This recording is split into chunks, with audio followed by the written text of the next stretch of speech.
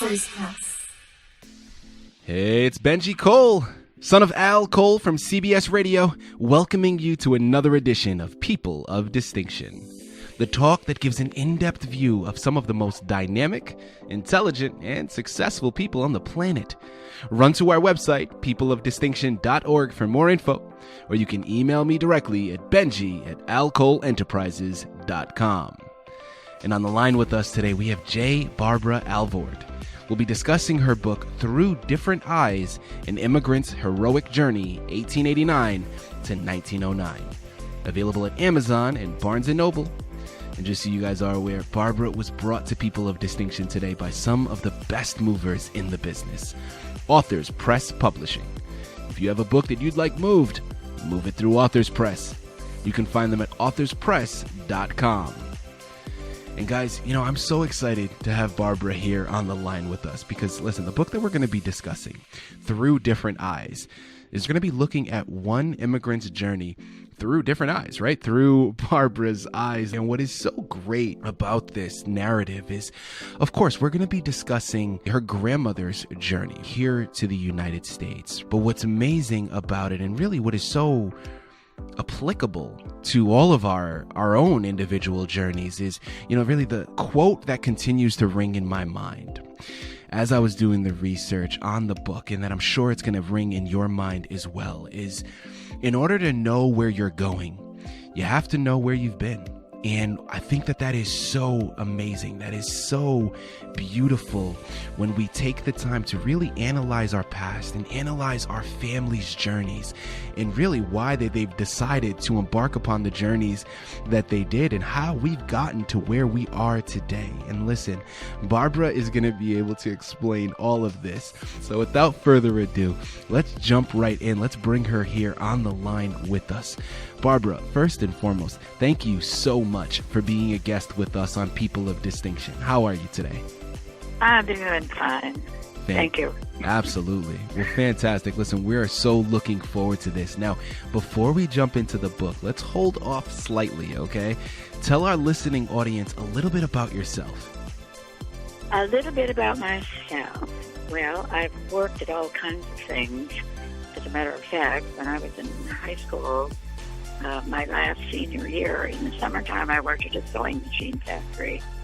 And I decided at that time I was never going to do it again.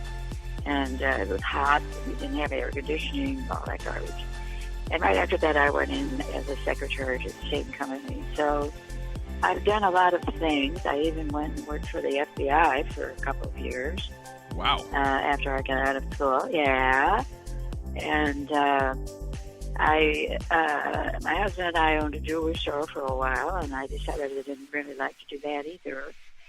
I didn't go to college till I was 29, and I have a master's in school administration. So I did that for quite a while, and then I left it and was a stockbroker for a while and certified financial planner. But through all of that, I really was writing a lot. I was in writing groups, and I mentioned to Benji that when I was in grade school, I wrote an article about my grandmother entitled "Little Bohemian Girl." So I started to learn a time. Anything else you like? That is absolutely incredible, Barbara. I mean, you've worn many hats. I have. I have indeed, and I retired from the Principal Financial Group as an officer, and that's about the time I started the book. And I'd been writing on it for a while, but I really wanted to get this down for not only for my son and my grandson, but for me. Absolutely. And I've often felt, how did I get here? Mm-hmm. You know what I'm saying? I've been reasonably successful in America, but how did I get here? I wouldn't be here if it weren't for Anna. I wouldn't. Absolutely. So that's where I'm at on that. And that is such a great segue into the book. And I think that's so beautiful. Really, just that one question, how did I get here?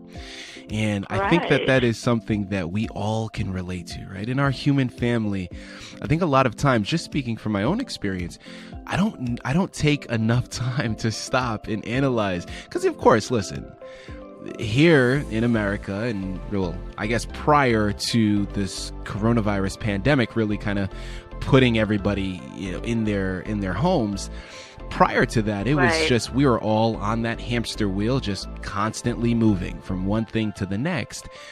And it was one of those things where I didn't ever really stop and think enough about, listen, how did I get here? Right? My family. Yeah, really. My family being from another country. I found it fascinating all the way through. I really did. Oh, I'm sure. And again, this is definitely something that, everybody can relate to. And if you haven't thought about that yet, after we discuss this book, I'm sure you're really going to open a lot of people's eyes and really put that question in their mind. So Barbara, let's jump right in. Through Different Eyes, An Immigrant's Heroic Journey, 1889 to 1909. Tell us about the title. How did you come up with that creatively, and why did you decide to name your narrative that? Well, it goes back to an actual experience I had when I was very young. I lived in Waterloo with my parents, and of course, Anna at that time and her husband were both near Czech Village in Cedar Rapids. Mm-hmm. And so I went and visited her a lot. In fact, those were the days when you could put a kid on a bus and tell the bus driver to watch over her, and you could do it. And anyway, I was sitting on her lap one day, and I was really little. I remember it, but I had to have been not old at all, like maybe 5 or something like that. And I was stroking her cheek, and I noticed that her eyes were a slightly different color. They both weren't the very same color. One was a very light brown, and the other one was hazel a little bit. I don't think most people would have noticed it, but I did because I was really close to her. Wow. And it's always been in my memory. And then, as I began to write the book, the metaphor comes in because that's me. It's through my different eyes, because I just took everything for granted when I was growing up. She came over and everything. I was always interested in it, but I realized as I began to write it, that it also covers my eyes, that I see her differently since I have done this. So I'm seeing her story through different eyes than I had when I was younger, and she really did have different colored eyes. So that's it. Beautiful. That is fantastic. Thank you so much for sharing. Now, the next question, listen, let's jump right in. Tell us a little bit about the book. Well, the book is, and as I say, I wanted to walk in her shoes, and I thought about it a lot. I felt that I needed to know what was going on in the world and where she was to know what she was having to deal with all the way through her life. Mm-hmm. And so it ended up in a different context. Part one is the peasant life, so I went through that and how awful those people had to put up with in Europe particularly. The second was the long trek west when she was chosen by her parents to go with her godfather from Bohemia to Iowa. As a matter of fact, she didn't have anything to say about it, but she was only 14 at that time. And then the third one is in America, what happened when she got to America. And she had a really kind of bad series, the first place that she stayed, because she was meeting Joe's family on the way over here. And they stayed with his daughter for a bit in the Lower East Side of New York City. And then she met another woman, and she was very helpful. But when she got to Iowa, that all changed. And so she had to live through that for a few years and came out of it fine, but a really tough few years then. Now, so that's how it organized in my mind, okay? Mm-hmm. Now, Barbara, let's go into their inspiration. Okay, now inspiration in itself, of course, can take many forms. But A, what inspired you to write this particular book? And I know we've already started to go into it in terms of you really wanted to know her journey. But also, this is not the only thing that you've written, right? I mean, you talked about how when you were in, elementary school, you had written, a story that way. So it sounds like writing has always been something you've been very passionate about. Yes, it has been. So talk to us. It has been. It really has. Talk to us about and your I inspiration. And I had encouragement from a junior high teacher at one point. But, in my era, I was born in the middle of a depression, terrible depression. My father was a blue-collar worker, and he was out of work for two years and just doing odd jobs. And so anyway, I now I look around at my living and where I live and how I live. I have a lot of artwork. I got my degrees. But I do think, I just have thought a lot, how did I get here? I wouldn't be here like this if Grandma had not gone through everything that she did to get here. I wouldn't.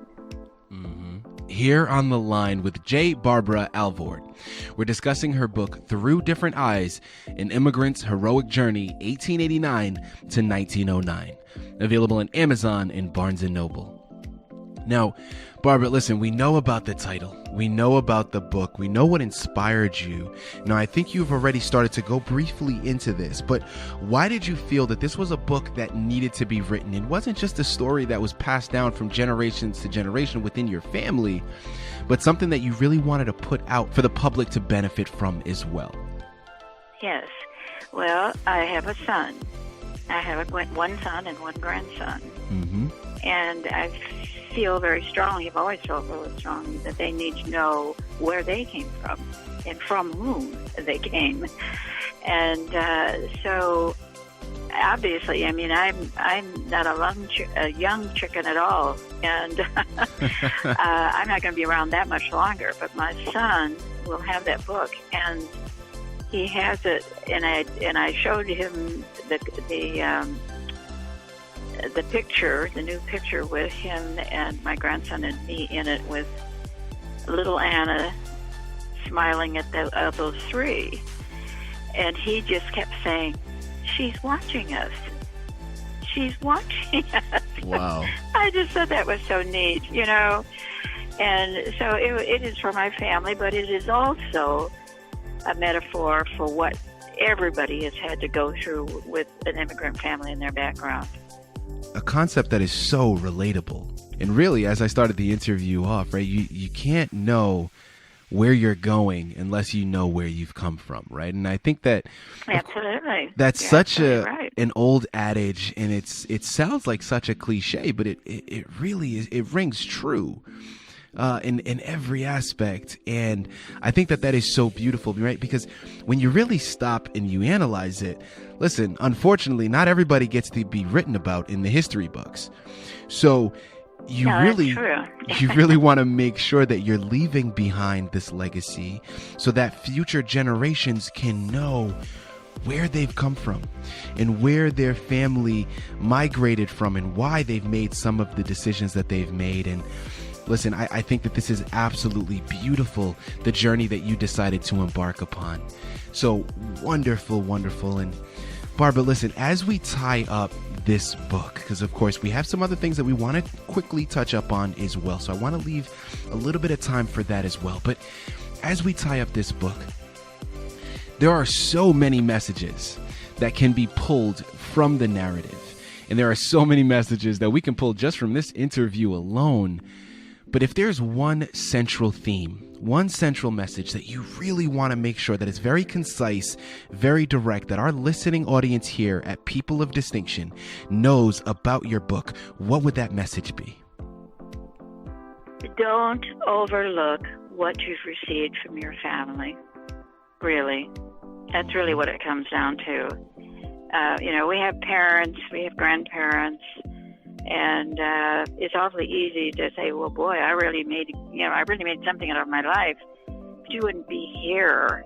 You wouldn't be doing what you're doing if it hadn't been for the turmoil that people went through to lead their country and their family, and not knowing the language.